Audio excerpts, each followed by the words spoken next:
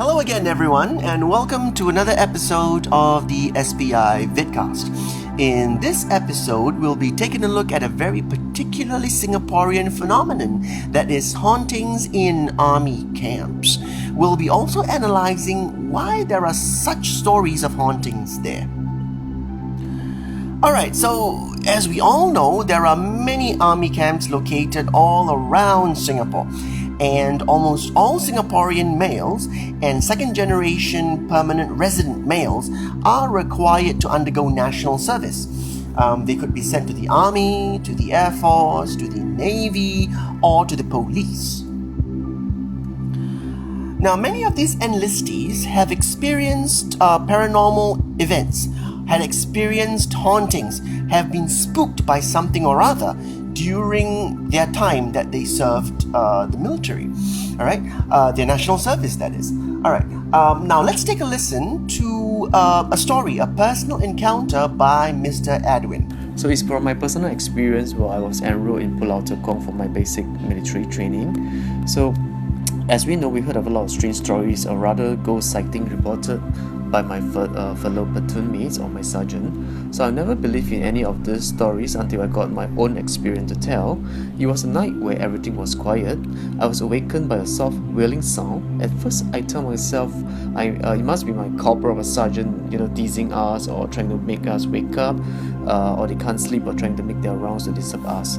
When I was about to jump up to give them the fright, I suddenly have a thought that flashes past my mind, and I was like looking at my time, what time it is now, and how the hell no one would actually be waken up.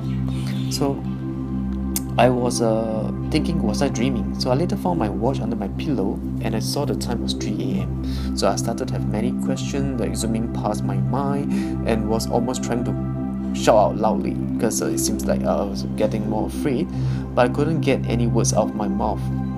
Next, I got another thought that came in suddenly, that was I dreaming or was I not? I was not, as I pinched myself, and I could feel that it's painful, and the wailing sound didn't stop even at this moment while I was thinking, and it just went from soft to loud and loud to soft until the next question came into my mind. Was it circulating in our bunk, or what was it doing? So I got instant yes, and chills sent down my spine. So I was thinking it could be something that is circulating outside the room. So immediately I covered my head and blanket, trying to shut off the wailing sound, but I failed.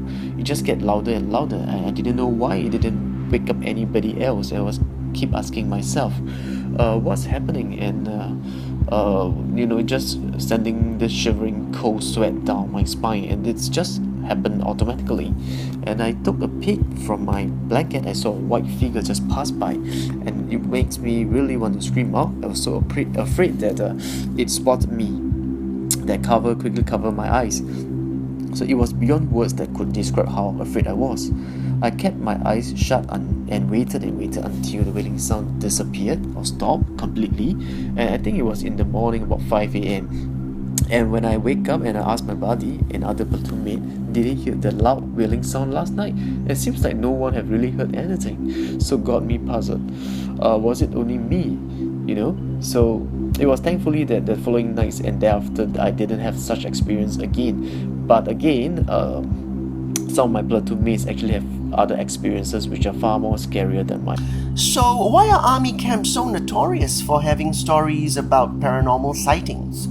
Well, first and foremost, it is an official fact that each army unit's flag has been blessed by 10 religions. Alright? This is an official statement from the Ministry of Defense, as stated in their e-booklet, Our Army Customs and Traditions. Now, this shows that the military leaders are aware that spirituality plays a large role in the culture of the military.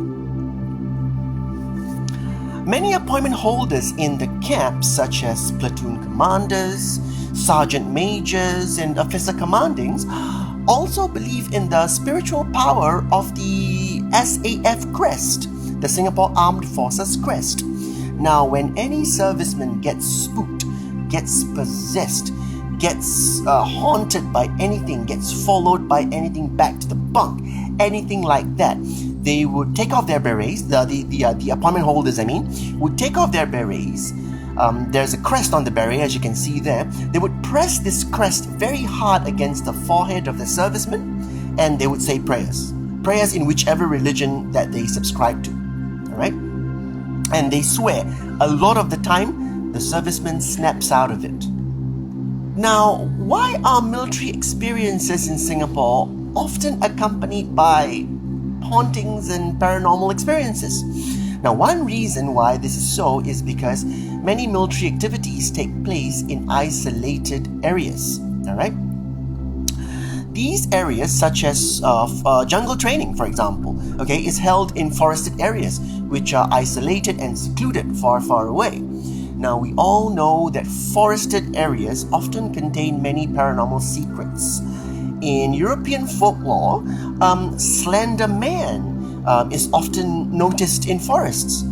In Asian folklore, there is often talk of forest spirits and forest demons in our forests. Even firing in built-up areas, or thibwa, is held in places which are isolated and far away from civilization, such as Neo Tew Crescent, which is an abandoned HDB estate. Now, another reason for why army camps are so famous for hauntings is because many deaths had occurred in army camps. Now, many army camps today were inherited from the British colonial army, who had used these camps prior to modern-day independent Singapore, right? Now, during the Japanese occupation, what happened? The Japanese actually made use of these camps.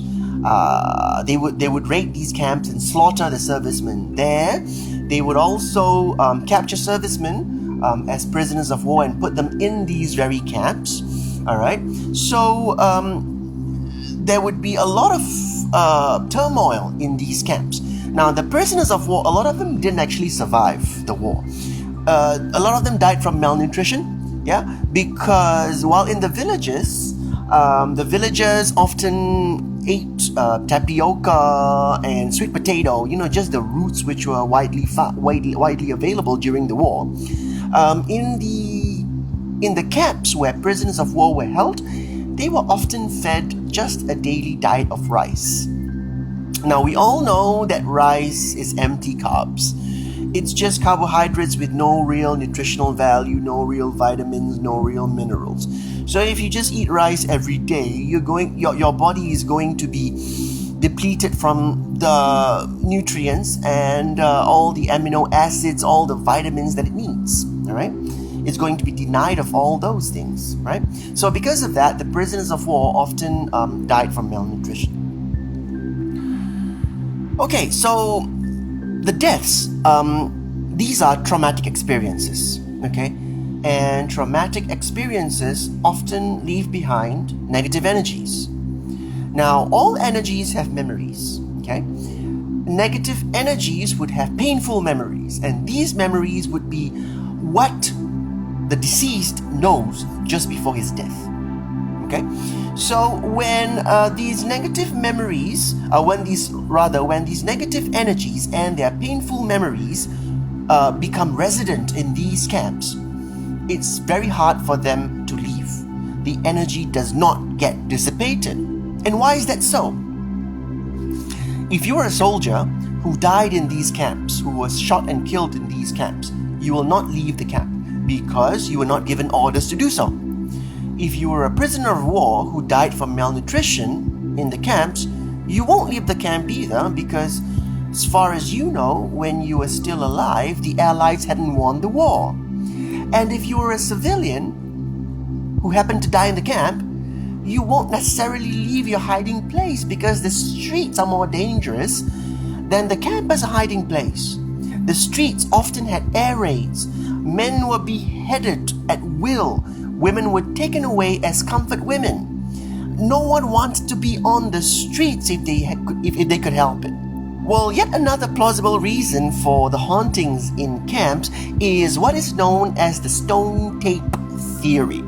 Okay, the stone tape theory is this, okay? When an event occurs or when an event is repeated over and over again in a certain place, the vibrations and the energies given out by this event gets infused into the physical structure of the building.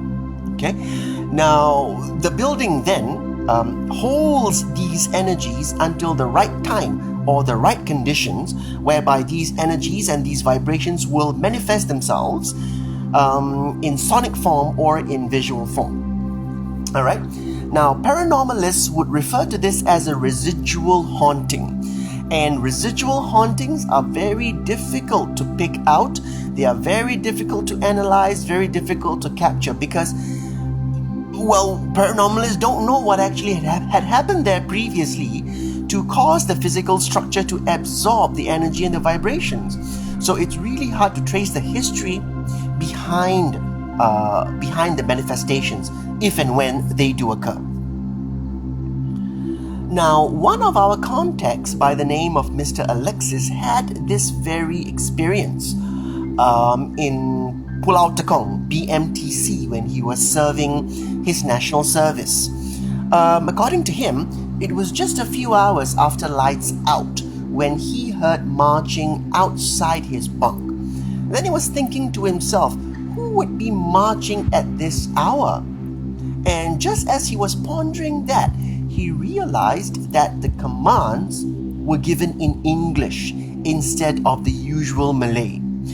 For those who don't know, Malay is Singapore's national language, and Malay is the language in which military commands are given. You can see this in army camps, or you can also see this for the ladies who will never step into an army camp. You can see this during the National Day Parade. The army commands are always said in Malay. Alright, so what he heard was in English. Why was it in English instead of in Malay? And that spooked him. And this can be explained by the stone tape theory as well.